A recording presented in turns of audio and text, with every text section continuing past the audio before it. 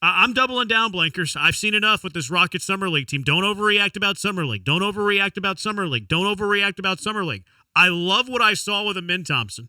I love what I've seen from Jabari. He seems like after the first 2 quarters of the first Summer League game, he scored 50 in a 4-quarter span, hit the game winner. And then, look, I know it's Summer League. Don't go crazy about Summer League. Yesterday, he had Wiseman and Duren defending him for most of that game, and he still went off. I liked what I've seen with Tari Eason. I am bullish on the Houston Rockets' young core. You can be bullish on them. This is kind of like going back to the Texans conversation of a few segments ago. I'm not going to put the cart before the horse. I believe that they're making progress. I believe that this young core with this coach, with some of the ways that he is going to change the systems on both offense and defense, and with, quite honestly, the talent that they've added, they're going to be better. But how much better? And how quickly? Look, I'll agree with you on the fact, because I've always been the first to say it's Summer League. It's guys that are either has-beens, wannabes, or are trying to hang on to find an end spot on someone's roster. But the fact that you do have some younger players that have played in the league playing, and the fact that Jabari didn't do it all against those type guys and got to play against some NBA talent, albeit an underachieving Wiseman who's trying to resurrect his career, it's good to see that they're getting reps and they're working on their craft. That's the biggest thing. They're still working on their craft, because a lot of these guys in the NBA, when they get the money, they quit working.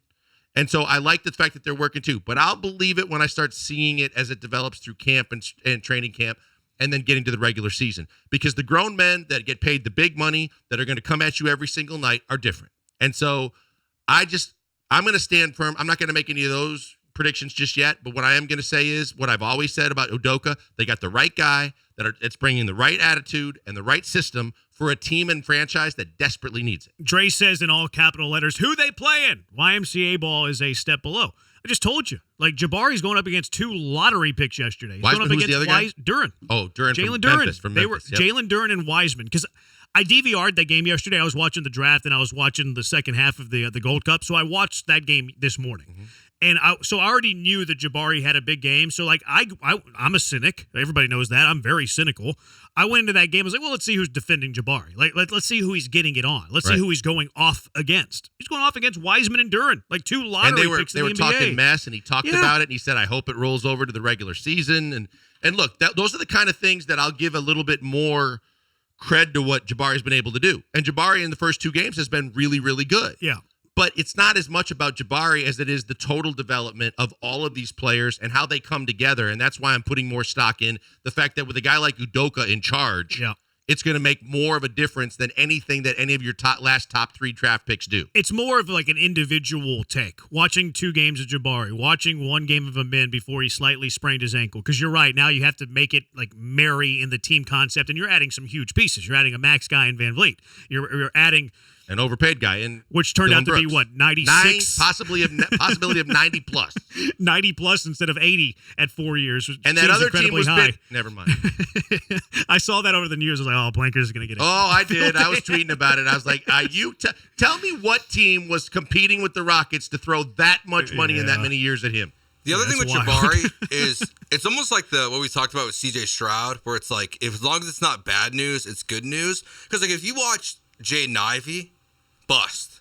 He can't play in summer league. He cannot handle the basketball. He is not a point guard. He's not. This is KPJ-ish. He is sloppy with the ball. KPJ-ish on steroids because of where he was drafted, how much they put in him. Yeah. You got to make him a 2 and leave him alone, or you're going to be in trouble because he's not a 1. And he's not a great shooter. And that's where it's like, it's not, Jabari's not a superstar after summer league. No. But what we've seen is everything you want, a second-year guy dominating, and then you got Jaden Ivey, who sucks, and James Wiseman, who's still not. How is that dude still in summer league? Don't you graduate at some point from summer league basketball? Because he's so grossly underachieved that he lost so much value and luster from NBA types. He knows he has to resurrect his career. He knows, as much as this has put my tail between my legs, I have to prove I can still play in this league. But Jabari's hasn't awesome. played. But the thing that also impressed me with Jabari is he's doing a lot of things that we wanted him to do last year. Yep. So again, individual take, you got to put it in the team concept. You're 100% right.